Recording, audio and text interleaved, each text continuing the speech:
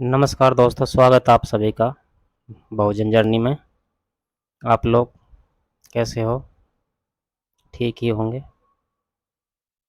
आज हम बात करेंगे एक ऐसे ही तानाशाह शासक के रूप में जिसने इतिहास में अपना नाम दर्ज करा दिया और आज भी लोग उन्हें एक घटिया या क्रूर शासक के रूप में जानते हैं। दोस्तों, बात है अफ्रीकन कंट्री युगांडा की, जिनकी राजधानी कंपाला और जिनके पड़ोसी देश केन्या तंजानिया हैं। वहाँ के शासक की बात करेंगे हम कि क्या हुआ उस समय लोगों के साथ में, वहाँ के लोगों के साथ में। ये जो देख रहे हैं आप, ये है ईदी अमीन, उस समय के तानाशाह, जिन्होंने मिल्टन ओबेटे सरकार को सत्ता से हटाकर और खुद को ही युगांडा का शासक घोषित कर दिया था। अच्छा, इनकी कद काठी को देखते हुए आपको लगे क्या होगा कि कितने तगड़े हेल्दी आदमी थे।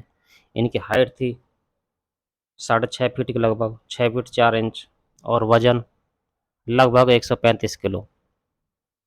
इन्होंने अपने आप को जनता के सामने युगांडा का शासक घोषित कर दिया, क्योंकि ये एक अच्छे मुक्केबाज भी थे और जनता का भी विश्वास था इनके ऊपर कि हाँ, यही हमारे अच्छे शासक हो सकते हैं। उसी बात का फ़ायदा उठाकर इन्होंने मिल्टन ओबेटे सरकार, जो मिल्टन ओबेटे थे वो विदेशी दौरा पर गए हुए थे, और वहीं जैसे वो विदेशी दौरा पर गए तो इन्होंने पीछे से मौका पाकर उनको सत्ता से बेदखल कर दिया और अपने आप को शासक घोषित कर दिया युगांडा का। अच्छा, शासक घोषित करते ही इन्होंने सबसे पहला जो डिसीजन लिया था वो 60,000 लोग जो वहाँ पर एशियाई मूल के युगांडा में रहते थे उनको खदेड़ने का। इनकी सोच थी कि यही लोग हमारे संसाधनों पर कब्जा करे हुए हैं और युगांडा के लोगों को गरीब बनाए हुए हैं। हालांकि उस समय सोच सही हो सकती थी, लेकिन इंसानियत के खिलाफ तो ये सोच 100% है ही। इन्होंने सबसे पहले एशियाई मूलों को खदेड़ने का जो डिसीजन लिया और आदेश निकाल दिए इन्होंने कि कुछ समय निर्धारित कर दिया कि इस समय तक आप देश छोड़ दें युगांडा को। अब लोग जो जिनको अच्छा सा व्यापार जमाए हुए थे और वहीं पर बसे हुए थे,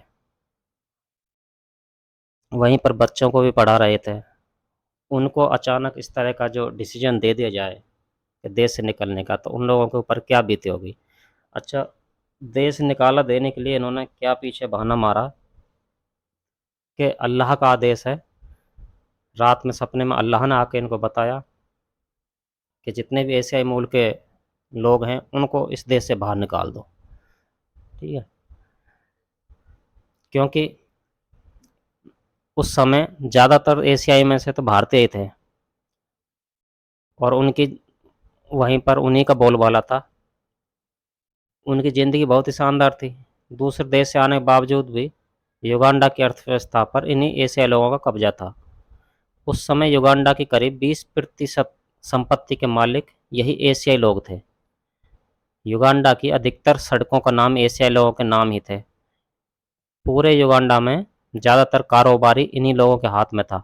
जो पूरा कारोबार था इन्हीं लोगों के हाथ में था। युगांडा की जो जनता थी बेचारी, तो उस समय थोड़ी थी, अनपढ़ थी, तो यहाँ से लोग वहाँ गए थे जो थोड़ा ज्ञान था उनको, पढ़े लिखे, तो बेशक कब्जा हो 20% संपत्ति पर, लेकिन उससे युगांडा का ही तो विकास हो रहा था और उनकी ज़िंदगी बेचारे अपने आलीशान जी रहे थे। तो कट्टरपंथी लोग जो रहते थे वहीं पे, वो इनसे काफ़ी चिढ़ते थे। इस कारण पूरे युगांडा में एशियाई लोगों के खिलाफ अंदर ही अंदर विद्रोह की आग भी सुलग रही थी। उसने मतलब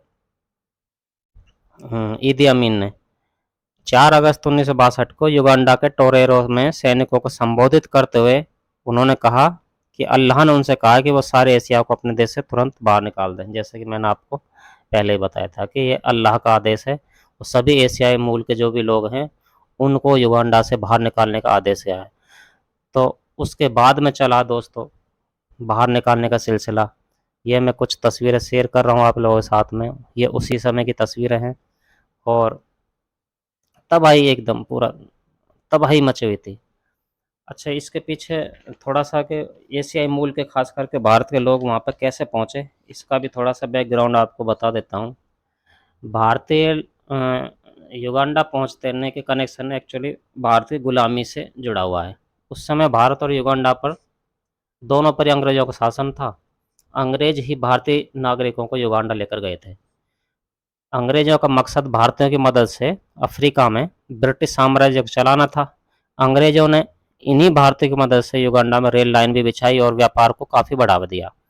इसी कारण बहुत से भारतीय वापस स्वदेश लौटने की जगह युगांडा में ही बस गए। कुछ लोगों ने युगांडा के प्रशासन में बड़े पद हासिल कर रुतबा पाया, तो कई भारतीयों ने बिजनेस में दौलत और शोहरत बनाई। युगांडा जाने वाले भारतीयों में ज़्यादातर हमारे देश के गुजरात प्रदेश के से थे। और युगांडा से खदेड़ने का कारण क्या रहा कि युगांडा में रहने वाले भारतीय मूल के लोगों की अपनी अलग बस्तियां थीं। उनके कारोबार, स्कूल, अस्पताल भी वहाँ के स्थानीय निवासियों से अलग थे, क्योंकि भाषा नहीं जानते थे उनकी, तो इसलिए अलग ही थे। तो इसमें कोई बड़ी बात नहीं। वे अफ्रीकी लोगों के साथ कोई संबंध नहीं रखते थे। इसलिए नहीं रखते थे क्योंकि वो तो सुना है कि इंसान को भी भक्षण कर लेते थे, तो इसलिए बचाते थे अपने आप को। तो युगांडा 9 अक्टूबर 1962 को ब्रिटेन की अधीनता से आज़ाद हो गया। 9 अक्टूबर 1962 को। उस समय अधिकतर भारतीयों ने ब्रिटिश साम्राज्य का समर्थन किया था। वो इसलिए समर्थन किया था क्योंकि वहाँ पर वो सुख चैन से रह रहे थे। उन्हें आशंका थी कि युगांडा आज़ादी के बाद गृह युद्ध की चंगुल में फंस सकता है। आज़ादी के बाद मिल्टन ओबेटो युगांडा के पहले प्रधानमंत्री बने। युगांडा के पहले राष्ट्रपति का पद वहाँ के सबसे बड़े कबीले बगांडा के सरदार एडवर्ड मोटेसा को मिला। सिर्फ 4 साल बाद ही मिल्टन ओबेटो ने एडवर्ड मोटेसा को सत्ता से बाहर हटाकर अपना आधिपत्य जमा लिया। ओबेटो जो थे वो एक अच्छे व्यक्ति थे। उनके संबंध कई एशियाई लोगों से भी थे, इसलिए उन्होंने महत्वपूर्ण पदों पर या अपने मंत्रिमंडल में कई एशियाई जो मूल के लोग थे उनको भी जगह दी थी। तो जब ईदी अमीन जब युगांडा के राष्ट्रपति थे, तब भारत के उच्चायुक्त मदनजीत सिंह थे उस समय। उन्होंने अपनी किताब कल्चर ऑफ सेपलकर में अमीन के पूर्व नौकर मोजेज अलोगा के हवाले एक बेहद ही डरावना किस्सा लिखा। बीबीसी संवाददाता रेहान फजल साहब ने भी ईदी अमीन पर अपनी लिखी एक विस्तृत रिपोर्ट में इस किस्से का भी जिक्र किया है। ईदी अमीन के नौकर ने युगांडा से कीनिया भाग जाने के बाद मदनजीत सिंह, जो भी उच्चायुक्त थे उस समय भारत के, को बताया कि अमीन अपने पुराने घर के एक कमरा हमेशा बंद रखते थे। उस कमरे में अमीन के अलावा सिर्फ अलोगा को जाने की इजाज़त थी। अलोगा सिर्फ सफाई के लिए कमरे में अलोगा एक सफाई कर्मचारी था।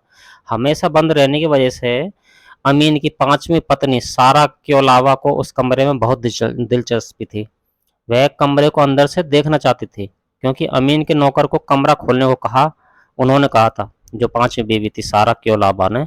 तो पहले तो नौकर ने मना कर दिया, क्योंकि अमीन का आदेश था कि कमरे में कोई घुस नहीं पाए, कि भाई वो उन्हीं के तो आदेश मानेगा। तो काफ़ी जब क्योलाबा जो 5वीं बीवी थी, उन्होंने काफ़ी रिक्वेस्ट किया नौकर को, और उन्होंने नौकर पर दबाव बनाया और कुछ पैसे भी दिए, तो उसके बाद नौकर ने कमरा खोल दिया। अच्छा, कमरे में पाया कि कमरे में 2 फ्रिज रखे हुए थे। ईदी अमीन की पत्नी ने जैसे ही फ्रिज का दरवाज़ा खोला, तो वह चिल्ला कर बेहोश हो गई। फ्रिज के भीतर ईदी अमीन की 5वीं पत्नी सारा क्योलाबा के पति का सिर रखा हुआ था, काट के। ठीक है, और कहानी इनकी सुनो। लंदन में रह रही उस समय आज जो लंदन में रह रही हैं गीता वाट्स, आज भी वो दिन याद करते हुए कहती हैं कि जब वो लंदन जाने के लिए युगांडा के एंतेबे हवाई अड्डे पहुंची थी, तो सामान की तलाश ली जा रही थी। मतलब ये भी निर्धारित कर दिया गया था एशियाई लोगों के लिए बाहर, कि आप बाहर निकलना है युगांडा से, और आप सिर्फ 55 पाउंड और 250 किलो सामान तक ही लेके जा सकते हैं, बाकी के सारी चीज़ें यहीं पर आपको छोड़ के जानी पड़ेंगी। तो उसी बीच में गीता वाट्स भी जा रही थी लंदन, जो एशियाई मूल की थी, तो युगांडा के एंतेबे हवाई अड्डे पहुंची थी। तो उसमें उनके सामान की भी तलाश ली गई, और सामान क्या है निर्धारित किया गया था ना, जो 55 पाउंड 250 किलोग्राम, उससे भी कम लोग बाग जो भी लेके जा रहे थे, तो उनको भी लूटा जा रहा था हवाई अड्डे पे। तो ऐसे ही घटना उनके साथ में, गीता वाट्स के साथ में। उनके हाथ में एक अंगूठी थी सोने की, तो उसको उतारने के लिए कहा, तो क्योंकि वो अंगूठी थोड़ी टाइट थी तो इसलिए अंगूठी नहीं उतरी, तो उन्होंने अंगूठी को ही काट दिया। ये इतना बड़ा क्रूरता थी कि मानव इतिहास में ऐसा होना ही नहीं चाहिए और ना होगा। अच्छा, आगे का किस्सा है कि अमीन के स्वास्थ्य मंत्री रहे हेनरी कयम्बा, अमीन के ही खुद ईदी अमीन के। उन्होंने अपनी किताब में लिखा है कि ईदी अमीन ने सिर्फ अपने दुश्मनों को मारता था, बल्कि उनके शवों के साथ भी बर्बरता ही करता था। मुर्दा घरों में रखे बहुत से शवों के गुर्दे, लीवर, नाक, होठ और गुप्तांग गायब भी मिलते थे। जून 1974 में गॉडफ्री किगाला थे एक, उनकी हत्या कर दी थी, तो उसकी आंख ही बाहर निकाल ली गई। हेनरी केयोबा केयबा जो थे उसके स्वास्थ्य मंत्री ईदी अमीन के, उन्होंने बाद में एक बयान में कहा कि अमीन ने कई बार जोर दिया कि वे शवों के साथ अकेले में समय बिताना चाहते हैं। जब मार्च 1974 में कार्यवाहक सेना अध्यक्ष ब्रिगेडियर चार्ल्स अरूबे की हत्या हुई 1974 में, तो अमीन उनके शव को देखने मुलागो अस्पताल मुर्दाघर पहुंच गया। अमीन ने उस समय के उप चिकित्सा अधीक्षक के वाबाए से कहा कि सबके साथ अकेला छोड़ दें। किसी ने ये तो नहीं देखा कि अमीन ने सबके साथ क्या किया, लेकिन कुछ युगांडा वासियों को मानना है कि उन्होंने उनका खून पिया, जैसा कि काकवा जनजाति में प्रथा है। काकवा जनजाति जो युगांडा की, उसमें प्रथा है कि वो मुर्दों का खून पीते हैं। या और अमीन, ईदी अमीन भी काकवा जनजाति से ही आते थे। अच्छा, जब बाहर निकाल दिया था सभी को, तो उसमें 60,000 लोग बाग लगभग थे एशियाई मूल के, तो उसमें से 29,000 लोग थे जो ब्रिटेन में शरण लिए, जिनको ब्रिटेन ने शरण दिया, और 11,000 लोग बाग लगभग भारत आए, और 5,000 लोगों को कनाडा ने शरण दिया। बाकी दुनिया के अलग अलग देशों में पना लिए। अच्छा, इतना ही नहीं, उनके हरम में भी 30 महिला थी। एक ही हरम नहीं, बहुत सारे हरम बनाए हुए थे, उसमें 30-30 महिलाएं थी। और बाद में 2003 में 78 वर्ष की आयु में सऊदी अरब में उनका निधन हुआ। उनको खदेड़ा कैसे, कि तंजानिया की सेना, जब वो ज़्यादा ही अत्याचार करने लग गए, तो तंजानिया की सेना और ईदी अमीन के विद्रोहियों ने एक साथ होकर उनको खदेड़ दिया। तो दोस्तों, यह वीडियो कैसा लगा आपको? चैनल को सब्सक्राइब करें, इस वीडियो को ज़्यादा से ज़्यादा शेयर करें, और ताकि इसी तरह की मैं आपको जानकारी ला सकूं। धन्यवाद आपका देखने के लिए।